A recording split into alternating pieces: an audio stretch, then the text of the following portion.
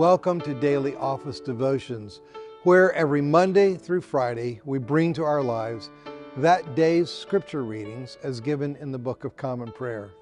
I'm Reggie Kidd, and I'm grateful to be with you this Friday in the season after Pentecost. We are in Proper 25 of Year 1 of the Daily Office Lectionary. Nehemiah represents a second wave of efforts in the post-exilic restoration of Judah and Jerusalem. Ezra before him had concentrated on the temple. Nehemiah will be known for rebuilding the city wall. In the year 445 BC, some 93 years after Persia's King Cyrus had decreed the return of Jews to Jerusalem, Nehemiah is still in Persia, ministering in the court of Persia's Artaxerxes II. He does so in the spirit of Jeremiah's earlier exhortation in advance of exile: "Seek the welfare of the city where I have sent you into exile, and pray to the Lord on its behalf, for in its welfare you will find your welfare." Jeremiah chapter 29, verse 7. Two notes about what is going on in Nehemiah's heart are intriguing. Nehemiah's sadness of the heart. A friend once told me that if I haven't learned the rules of poker, which I never have, I would be wise never to do so. You're just too easy to read. In poker, you'd lose your shirt. Maybe that's why I love Nehemiah. He's seeking the welfare of the city of his exile, faithfully and honorably serving as wine bearer for the Persian king, in fact. But his affections lie in the country his people had been cast out of a century and a half earlier. Artaxerxes reads him like a book. "Why is your face sad since you are not sick? This can only be sadness of the heart." Nehemiah chapter 2, verse 2. Nehemiah answers honestly and perhaps courageously.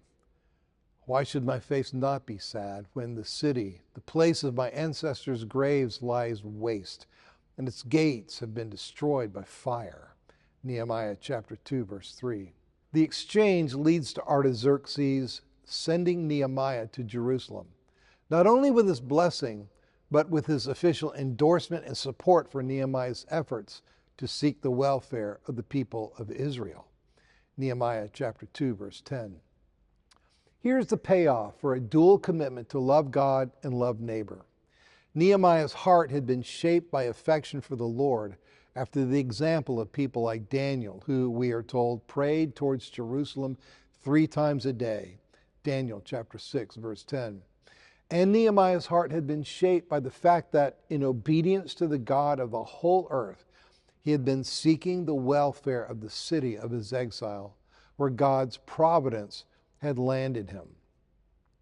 Nehemiah's is a case in which something good happens when what's in the heart leaks out. Sometimes it's not a bad thing when somebody can read you like a book. Sometimes emotional transparency is redemptive. Nehemiah's secret plans of the heart. At the same time, there's much to admire in Nehemiah's caginess and holding close to the vest his plans for rebuilding Jerusalem until he has studied closely the situation on the ground. Unlike me, Nehemiah can, it turns out, hold a poker face. 3 days after his arrival in Jerusalem, he says, "I got up during the night, I and a few men with me. I told no one what my God had put into my heart to do for Jerusalem. The only animal I took was the animal I rode." Nehemiah chapter 2, verse 12. Secretly, he circuits the city by night to assess the extent of the damage to the city wall, how vulnerable the city is, and how great the task of rebuilding will be. Then and only then, he tells the Jewish leaders and people his plans. "You see the trouble we are in, how Jerusalem lies in ruins with its gates burned. Come, let us rebuild the wall of Jerusalem so that we may no longer suffer disgrace.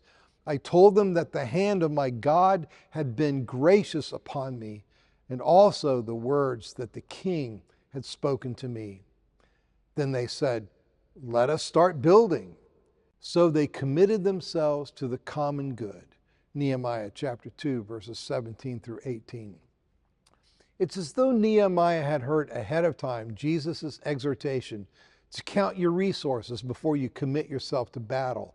Luke chapter 14, verse 31. With the confidence of God's call, the Persian king's imprimatur, and the people's commitment to the work, he is ready to stand up to resistance from the surrounding non-Jewish overlords who have a vested interest in keeping Jerusalem in rubble.